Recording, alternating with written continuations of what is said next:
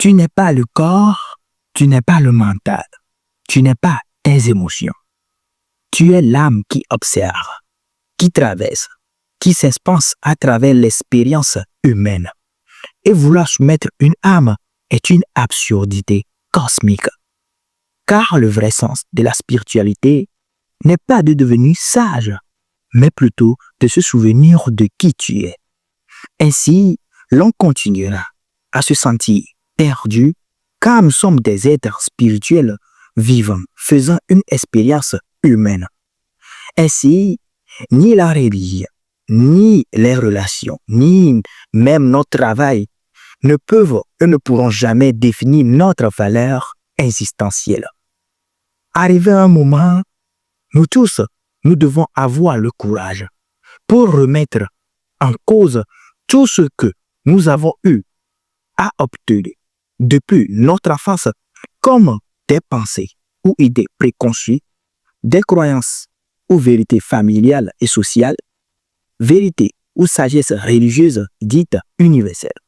Sinon, nous finirons tous comme madame, monsieur, tout le monde, vivant une vie dans laquelle nous faisons des actions, nous prenons des décisions qui ne correspondent pas réellement à qui nous sommes intérieurement.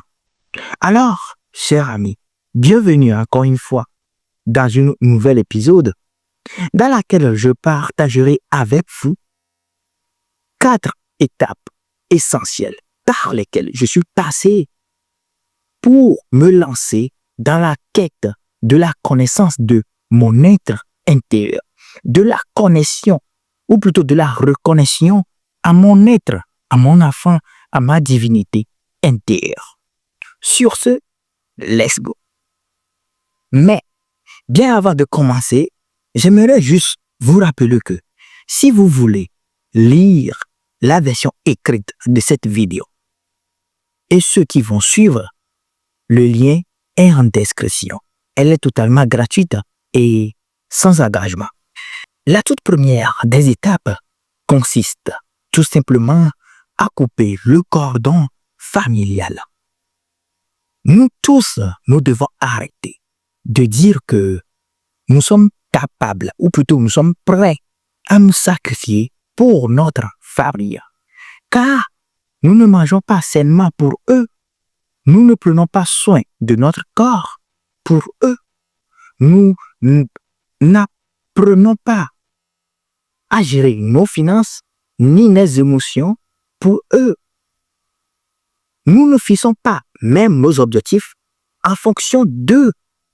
Alors, il est temps d'arrêter de se voiler la face pour regarder la réalité.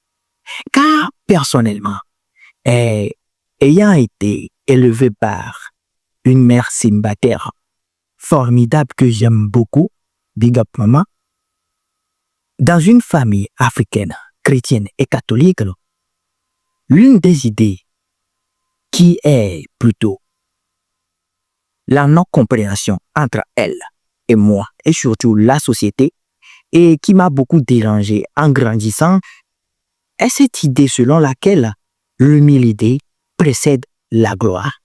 Et ce que moi, j'en ai retenu de l'éducation qu'on me donnait est que être humble signifie s'effacer, se taire, ne pas se mettre en avant, presque s'annuler, voire adorer les gens comme des petits dieux vivants. Parce que après avoir travaillé sur moi au cours des dernières années et qui s'est vraiment intensifié au cours des 8 et 9 derniers mois et que je continue à faire, bien évidemment, je suis arrivé à comprendre que être humble ne veut pas dire s'effacer. Non. Être humble ne veut pas dire se soumettre. Être humble ne veut pas dire étouffer sa vérité, son point de vue, sa personnalité pour aller vivre dans celle de quelqu'un d'autre. Non. Être humble, c'est plutôt reconnaître que chacun de nous est un être humain c'est honorer la divinité qui se trouve à l'intérieur de chacun de nous en lui accordant la place qu'il lui faut. Être humble, c'est honorer les valeurs de chacun en les acceptant telles qu'elles se montrent à nous pour la première fois. Parce que une question vous vient à l'œuvre, qui est le fait de savoir si cela signifie que nous devons renier nos familles, nos amis, nos collègues, voire même la société. Absolument non. Mais nous devons sortir des idées préconçues, des peurs paralysantes, des croyances limitantes et conditionnées, selon laquelle nous existons, car nous sommes le fils ou la fille d'eux.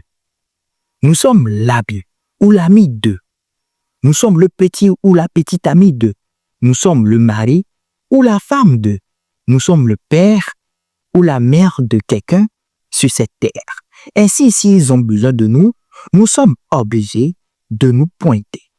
Car même si ils ont eu à nous aider, ou ils continuent de nous aider, être reconnaissant ou être redevable ne signifie pas que nous sommes soumis ou que nous sommes obligés à devoir tout faire pour eux ou que nous sommes des êtres qui sont comme des objets pour faire ou pour être utilisés à faire tout ce qu'il veut, quand il le veut, ni avec qui il le veut. Non et non et non. Être reconnaissant, c'est juste dire que je ne te remercierai jamais assez pour tout ce que tu as eu à faire pour moi dans ma vie et que tu continues à faire pour moi. Parce que si tu ne sais pas qui tu es au-delà de ta famille, de ton travail, de ta relation ou de ton rôle de ta communauté religieuse ou celle du quartier, alors la personne que tu prétends être actuellement n'est qu'une illusion créée par ton imagination pour servir tout le monde sauf toi, ton créateur. Ta divinité intérieure qui se trouve à l'intérieur de toi. Et ainsi, la mission que tu dois accomplir sur cette terre. Parce que nous devons comprendre que dès notre naissance, nous sommes des êtres purement égoïstes. Ainsi, même si nous vous aidons, même si nous vous aimons, même si nous vous respectons, même si nous vous estimons, nous le faisons encore plus pour nous. Car moi, personnellement, je m'aime, j'aime mon être intérieur, mon enfant, ma divinité intérieure, plus que tout. Alors si vous n'êtes pas capable de l'accepter, I don't care. Ce qui m'amène vers la question la plus importante est que qui es-tu au-delà du regard des autres? Le deuxième des points consiste à se libérer des attentes sociales. Parce que aujourd'hui, nous vivons dans un monde où notre existence est conditionnée depuis la naissance à passer par les mariages ou non, le travail, la religion, jusqu'à notre lit de mort. Et pour nos besoins, notre besoin de validation externe, nous sommes capables de tout faire pour ne pas être mis de côté, pour ne pas être vu, perçu, bizarre aux yeux des autres. Ainsi, nous faisons tout pour nous effacer notre vérité, notre personnalité, voire même nous renier pour s'intégrer à une société, à un groupe d'individus qui n'arrivent même pas à nous estimer à notre juste valeur. Ce qui est complètement différent de notre besoin vital qui est l'acceptance. Car s'intégrer ou appartenir veut dire que nous sommes appelés à faire des changements pour appartenir. Tandis que être accepté nous demande tout simplement à être nous-mêmes sans aucun changement, mais avec le risque de ne pas être accueillis. Ainsi, nous devons comprendre que, d'une certaine manière, les gens ne nous traitent pas comme nous aimerions qu'ils nous traitent. Non, ils nous traitent comme nous-mêmes nous nous traitons. Et de plus, dans la vie, nous n'obtenons pas ce que nous désirons, nous voulons, mais ce que nous-mêmes nous croyons profondément qu'il est bon ou bien pour nous, disait Myriam Gadri dans l'une de ses podcasts. Ainsi, aussi longtemps que nous continuerons à faire les mêmes choix, les mêmes actions, au même endroit, au même emploi, pour les mêmes patrons, pour subvenir aux besoins des mêmes personnes qui nous sont chères, que nous aimons profondément, mais dont leur avis ne nous intéresse point. Nous finirons tous comme des clowns au nez bien pointu en devenant des morts vivants. Ainsi, la vraie question est de savoir quelle expérience de vie aimerais-tu avoir. Et les amis, je voulais juste vous notifier que pour recevoir la version écrite de cette vidéo et de toutes celles qui vont suivre dans votre boîte email pour les lire avant de les regarder, le lien est en description. Elle est totalement gratuite et sans engagement. Et surtout, vous profiterez aussi de mes questions d'introspection que j'utilise pour rester focus, engagé, aligné et surtout reconnaissant à la fin de chaque journée.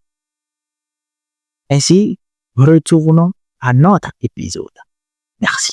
Arrivé à un moment dans la vie, nous devons être encore une fois courageux pour se demander pourquoi je fais ce travail, pourquoi j'ai cette croyance et non celle-ci, pourquoi je continue à fréquenter les mêmes types de personnes, pourquoi je continue à rester dans la même relation. Car la plupart de nos choix, de nos décisions, voire même actions, sont basées sur des croyances, des pensées, des idées reçues de notre entourage, de notre communauté, religieuse ou pas, des médias, pour ainsi dire, de la vie, de la société en général, sans en avoir aucune idée là-dessus. Ainsi, nous poser ces questions nous force à faire face à notre réalité, nous force à connaître la raison pour laquelle on croit en une chose et pas en une autre. Car comme le dit Ales Hormozi, si tu ne connais pas la raison pour laquelle tu as une croyance, alors ce ne sont pas tes croyances, mais plutôt celles d'un autre. Ce qui m'amène vers le quatrième des points, qui est le voyage vers soi. Nous devons tous garder en tête que si nous ne prenons pas le temps de définir, ou plutôt de connaître qui nous sommes réellement, le monde décidera pour nous. Et le challenge est que lorsque le monde le fera, nous allons finir par le croire. Ainsi, il n'y a pas la vérité, mais il y a plutôt ta vérité. Il n'y a pas un chemin prédéfini au succès, mais il n'y a que ton chemin, mon chemin, défini à mon succès. Et je ne veux pas sincèrement blablater pour ne rien dire, mais cela fait banalement plus de la 3e fois que je me retrouve face à cette idée du voyage vers soi lorsque je prépare mes vidéos. Et l'une des notions qui m'est venue en préparant celle-ci est la phrase qui m'a mis la puce à l'oreille lorsque je l'ai lu à l'écouter pour la première fois. Car non seulement cette phrase a touché mon intellect, mais aussi il a eu à toucher mon esprit, mon âme, mon cœur, pour ainsi dire, toute ma personne dans son entièreté. Et cette phrase dit, nous sommes le maître et le capitaine de notre vie. Et continue en disant, nous décidons dans quelle famille nous naîtrons et quoi ou qui nous serons dans cette vie avant même que notre mère ait notre grossesse. Et cette phrase vient tout simplement de best-seller de Napoléon Hill, Réfléchissez et devenez riche. Lorsque j'ai eu à écouter cette phrase pour la première fois, je n'ai pas vraiment eu à y prêter attention. Mais, comme je l'ai dit, mon âme, mon cœur et mon esprit ont eu à l'intégrer à ma place. Ainsi, ils ont eu à me guider à travers des expériences de la vie où, arrivé à un moment, j'ai eu à me demander qui est-ce qui je suis réellement? Qu'est-ce que je veux réellement dans la vie? Où est-ce que je veux aller dans la vie? Et quel chemin peut m'y amener? Car la vérité est que même si je vous avoue à cet instant T ce que je veux réellement, après peut-être un mois, je vous donnerai une autre réponse. Mais le pourquoi, le fond restera toujours la même. Car nous tous, en venant au monde, nous avons une mission bien définie que nous devons accomplir avant de partir. Et si nous n'arrivons pas à le faire, nous deviendrons juste l'ombre de notre propre personne. Et l'un des meilleurs moyens que j'ai eu à me lancer dans ce voyage, c'est le questionnement. En une seule phrase, soyez curieux. Soyez vraiment curieux de votre personne, de votre vie, de tout ce que vous faites au quotidien, avec qui vous les faites et aux endroits que vous les faites. Parce que la curiosité conduit à la passion. Et la passion se traduit tout simplement par l'amour de ce que l'on fait ou de qui l'on devient. Et d'une certaine manière, peut-être que réussir signifie tout simplement ne pas devenir tout ce que l'on n'est pas, disait Paulo Coelho.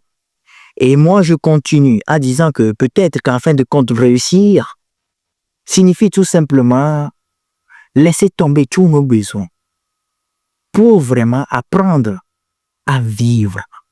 Et comme bonus, l'une des meilleurs moyens, ou plutôt l'un des meilleurs moyens que moi j'ai trouvé pour vraiment profiter de la vie, de mon existence sur cette terre, pour vraiment m'assurer de répondre à ma mission de vie, c'est la remise à question comme modèle de mesure.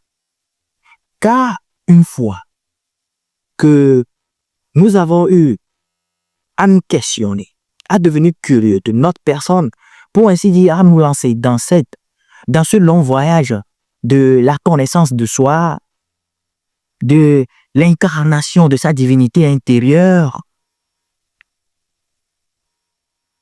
notre travail quotidien revient tout simplement à faire l'effort que dans chacune de nos actions, de nos propos, voire même de nos pensées, ainsi dans nos interactions, à incarner cette personne que nous sommes intérieurement.